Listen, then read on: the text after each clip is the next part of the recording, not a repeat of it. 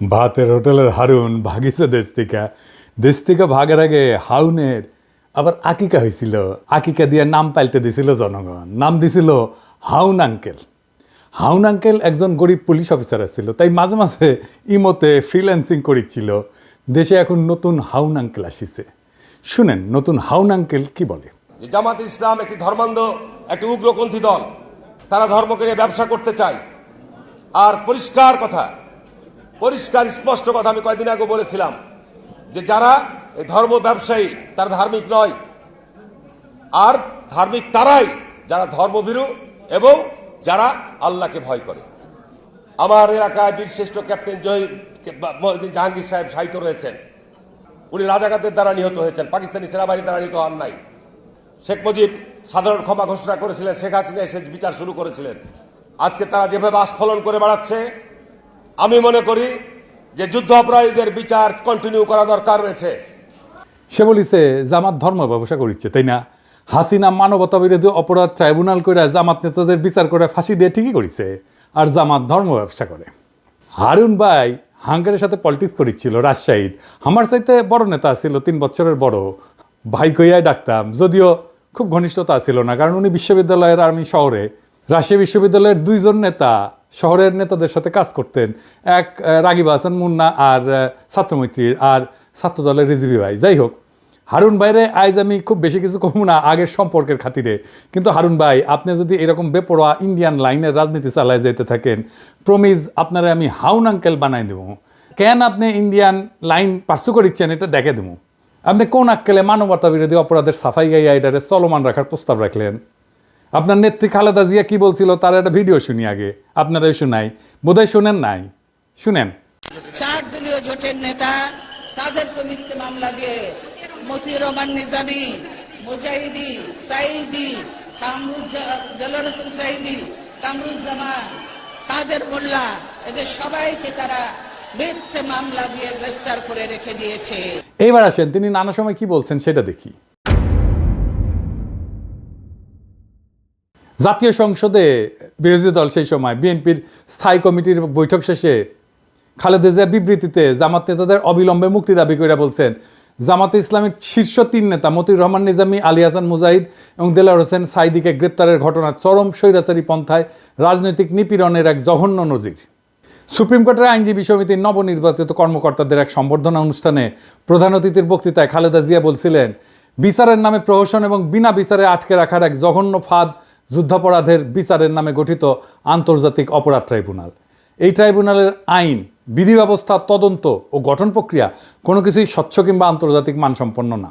আন্তর্জাতিক মহল থেকে সে কথা পরিষ্কারভাবে বলে দেওয়া হচ্ছে, তবুও সরকার এই বিচারের নামে বিরোধী দল দমনের পথ বেছে নিয়েছে। এমনকি নয়াপল্টনে বিএনপির কেন্দ্রীয় কার্যালয়ের সামনে 4 দলীয় জোটের সমাবেশে খালেদা জিয়া যুদ্ধাপরাধের বিচারের নামে প্রহসন চলছে বলে দাবি করছিলেন। যুদ্ধাপরাধীদের বিচারকে রাজনৈতিক উদ্দেশ্য প্রণোদিত প্রহসন ছাড়া কিছুই নয় বলে অভিযোগ করে খালেদা জিয়া বলছিলেন, প্রধানমন্ত্রী একসময় জামাতে ইসলামীকে পাশে বসায় রাজনীতি করছেন, তখন কোথায় ছিল যুদ্ধাপরাধ? জামাত তখন এত প্রিয় ছিল, আর এখন কেন এত খারাপ হইল? এক সময় তো একসঙ্গে নির্বাচনও করছেন। এখন যাদের যুদ্ধাপরাধের অভিযোগে বিচার করা হচ্ছে তাদের বিচার মানুষ মানে না। বিএনপির ক্ষেত্রে একই জিনিস চলে, জামাতের সাথে রাজনীতি করছেন, ঐক্য করছেন, নির্বাচন করছেন, সরকার গঠন করছেন, এখন জামাতে তো খারাপ হয়ে গেল। তো হারুন ভাই, আপনি খালেদার যে চাইতে বড় বিএনপি হয়েছেন।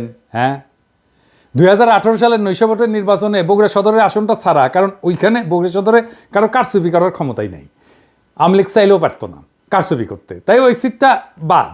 ওই সিট বিএনপি পাবেই। বাকি সব আসন যেখানে জাতীয় ঐক্যফ্রন্টের ক্যান্ডিডেট জিতেছিল, তাদের সাথে ইন্ডিয়ার গভীর সম্পর্ক ছিল, তাদেরকে জিততে দিছিল। যেমন ধরেন সুলতান মোহাম্মদ মনসুর, উকিল সাত্তার জিতেছিল না, হারুনও জিতেছিল। আমরা জানতে চাই কেন হারুনের সিট হাসিনা ছেড়ে দিছিল। তো হারুন ভাই যে বলিছে যে জামাত ধর্ম ব্যবসা করে, এটা নিয়ে আলাপ করি। আসেন ধর্ম ব্যবসাকে ডিফাইন করে নিই, কাকে বলে। ধর্ম ব্যবসা বলতে বোঝানো হয় এমন একটা অনৈতিক কর্মকাণ্ড যেখানে ধর্মীয় বিশ্বাস, আচার অনুষ্ঠান বা মানুষের ধর্মীয় অনুভূতিকে ব্যবহার কইরা আর্থিক লাভ বা ব্যক্তিগত স্বার্থ হাসিল করা হয়। এটা শুরু হয় মধ্যযুগে। খ্রিস্ট ধর্মের বিভিন্ন ধর্মীয় প্রতিষ্ঠান 2 ভাবে এই ধর্ম ব্যবসা করত। যিশু যেই ক্রুশে ক্রুশবিদ্ধ হয়েছিল, ওই ক্রুশের অংশকে একে বলা হয় রেলিক বা পবিত্র অবশেষ। এইটা বিক্রি বা প্রদর্শনের মাধ্যমে অর্থ সংগ্রহ করত চার্চ। আর 2 নম্বর হচ্ছে স্বর্গপ্রাপ্তির গ্যারান্টি বিক্রি করার ঘটনা। এইটা প্রধানত ক্যাথলিক চার্চের মাধ্যমে পরিচালিত হইতো। এইটা পরিচিত ছিল ইনডালজেন্স নামে। এমন একটা ধর্মীয় নীতি যেখানে পাপের শাস্তি কমানোর বা মাফ করার প্রতিশ্রুতি দিয়া চার্চ অর্থ গ্রহণ করতো। এইখান থেকে ধর্ম ব্যবসা শব্দের উৎপত্তি। জামাত কি হারুনের কাছে কোনো ধর্মীয় পণ্য বেচেছে? হাসিনার গুণগান করতে করতে কাইট হয়ে যাইত হারুন। দেখেন উন্নয়নের প্রশংসা করতে করতে কাইট। আবার একবার চাঁপাইনবাবগঞ্জে কোন এক ট্রেনের উদ্বোধন করবার যায় নাকি হাসিনা হারুনের খোঁজ করেছিল, সেটা তো একেবারে কাইট হয়ে পড়েছিল। দেখেন, যাই হোক, আজকে হারুনরা আর কিছু কইলাম না, আর এক মাল দেখি। খালেদা জিয়ার উপদেষ্টা ফজলুর রহমান সাহেব, সাবেক ছাত্রলীগের সভাপতি, ওই যে কেন বিএনপি করে বুঝি না, ওই বিএনপির বসে রাজনীতি করেছে আওয়ামী লীগের। ওই খালেদা জিয়ার নাকি উপদেষ্টা, তো খালেদা জিয়া কি উপদেশ দেয়? এইটা সাহেব, ওই যে ওইটা দেখান না, শেখ মুজিব খুব খারাপ লোক কইয়া যে বাণী দিছে সেটা দেখান। এই দেশের সবচেয়ে খারাপ মানুষের নাম হলো শেখ মুজিবুর রহমান। 3রা জানুয়ারি বঙ্গবন্ধু শেখ মুজিবুর রহমান 71 সনে রেসকোর্স ময়দানে মিটিং করে বলল, 6 দফার দাড়ি ক্ষমা সেমিকোলন বাদ দিয়ে যদি আমরা কেউ আপোষ করি, আপনারা আমাদেরকে জ্যান্ত কবর দিবেন। সে আপোষ না করে শেখ মুজিবুর রহমান খুব খারাপ কাম করছে। এই খারাপ কাজ করার কারণেই দেশটা মুক্তিযুদ্ধ পর্যন্ত পড়ছে। বঙ্গবন্ধু শেখ মুজিবুর রহমান 25শে মার্চ পর্যন্ত ইতিহাসের ক্যাপ্টেন সে। 1966 সন থেকে 1971 সন পর্যন্ত ইতিহাসের মুক্তিযুদ্ধের ক্যাপ্টেনের নাম হলো শেখ মুজিবুর রহমান। এখানে জিয়াউর রহমান একটা সেঞ্চুরি মারছে নতুন প্লেয়ার হিসাবে। আর যে পাকিস্তানি সুন্দর সুন্দর ছেলেরা আইসা আমাদের সুন্দরী মেয়েরা বিয়া করিয়া করাচি পিন্ডিতে নিয়ে যাইতো, আর আমরা মনে করতাম আমাদের বাগনা বাগনি গুলা খুব সুন্দর হয়েছে। এটা থেকে শেখ মুজিবুর রহমান আমাদেরকে বঞ্চিত করছে।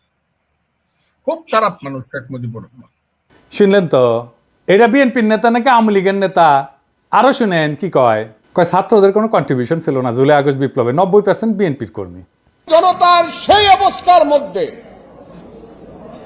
নিশ্চয়ই বৈষম্য বিরোধী ছাত্র আন্দোলন নামধারী নেতৃত্ব প্রকাশ্যে এবং গোপনে নেতৃত্বের ভূমিকা অবতীর্ণ হয়েছিল, কিন্তু সমস্ত জনগণের 95% ছিল জাতীয়তাবাদীর শক্তির সমর্থক এবং বিএনপির নেতা কর্মী।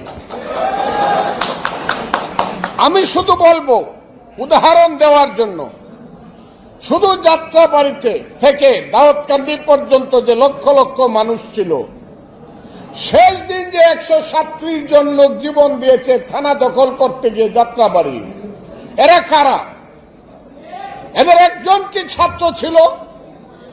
এদের একজন কি বৈষম্য বিরোধী ছাত্র আন্দোলনের নেতা ছিল, কর্মী ছিল? না, এদের প্রায় 99% লোক ছিল শহীদ জিয়ার আদর্শের কর্মী, খালেদা জিয়া এবং তারেক রহমানের কর্মী। কারণ হাইসানি আসিচ্ছি, এই প্রসঙ্গে আসিচ্ছি। আপনার নেতা মির্জা ফখরুল কি কইছিল আন্দোলন সম্পর্কে? বিএনপি নাকি আন্দোলনে ছিল না। এই যে দেখেন, তার কথা শুনেন। আন্দোলনের সঙ্গে শিক্ষার্থীরা সরাসরি জড়িত, আমরা এই আন্দোলনের সঙ্গে কখনোই সরাসরি জড়িত নই। 90% বিএনপি কর্মী হয়ে গেল। আর দেখেন, ছাত্রদের বিরুদ্ধে কি বিপুল ঘৃণা। সমন্বয়ক নামে 22-23 বছরের ছাত্ররা ডিসির সাথে মিটিং করতে যেতেছে, আর ওনার পুচ্ছে আগুন ধরে গেছে। শুনেন, এখন বাংলাদেশের সব দলের চেয়ে বড় দলের নাম হলো সমন্বয়কের দল। আমি কিশোরগঞ্জে গেছিলাম, যদি 4-5টা ছেলে হাতে ডায়েরি নিয়ে হাঁটে। আমি কেন আসছিলাম? ডিসি সাহেবের সঙ্গে মিটিং করতে আসছি। কোন ক্লাসে পড়ো? কলেজে ফার্স্ট ইয়ারে পড়ি, গুরুদয়াল কলেজে। এইভাবে 3টা জেনারেশন নষ্ট হয়ে যাচ্ছে বাংলাদেশের। কারণ সমন্বয়ক হইলে পরে ফার্স্ট ইয়ারে পড়েই ডিসি সাহেবের সাথে মিটিং করে প্রজেক্ট করা যায়।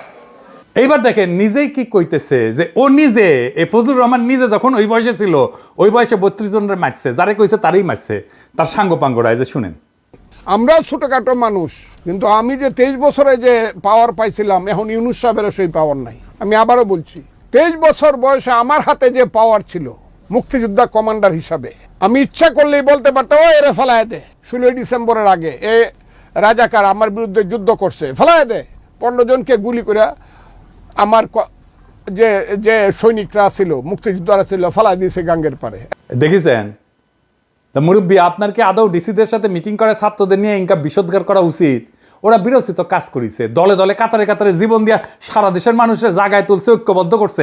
আর আপনার এখন পৌরুষ জায়গায় উঠছে না, আপনি কইতেছেন কোনো কন্ট্রিবিউশন নাই।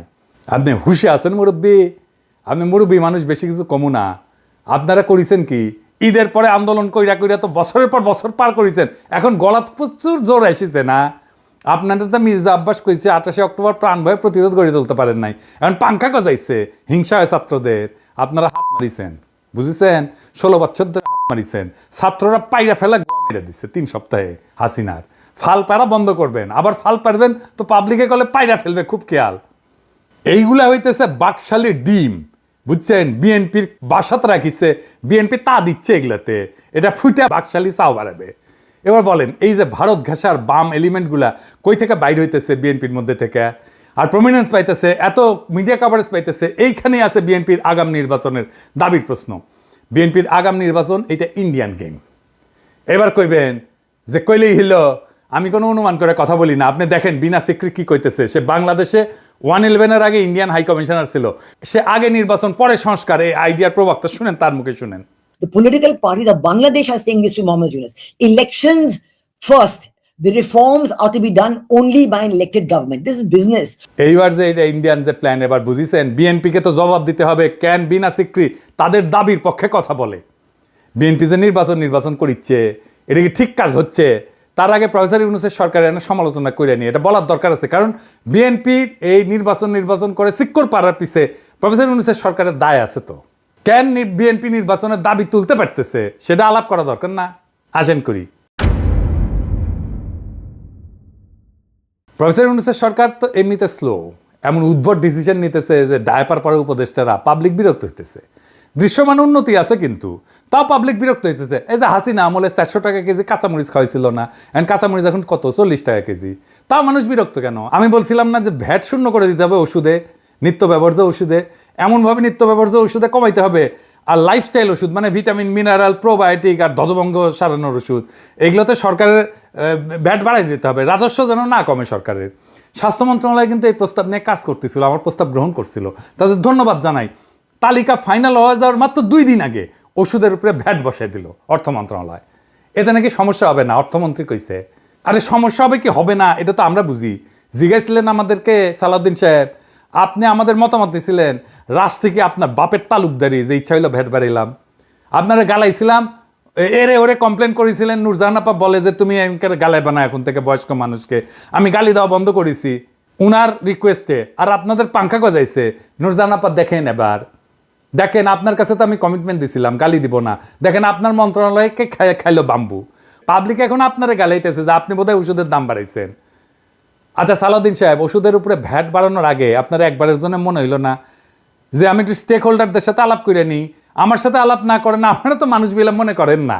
হ্যাঁ বলেন, কার সাথে আলাপ করেছিলেন? আপনি যতই জ্ঞানী হন না কেন, আপনি যত জ্ঞানী হন, যত পাস দেন, যত পিএইচডি করেন, আপনি তো হেলথের বুঝেন, কিছুই বুঝেন না। আপনি তো ডিসিশন কেন নিজে নিজে নেন?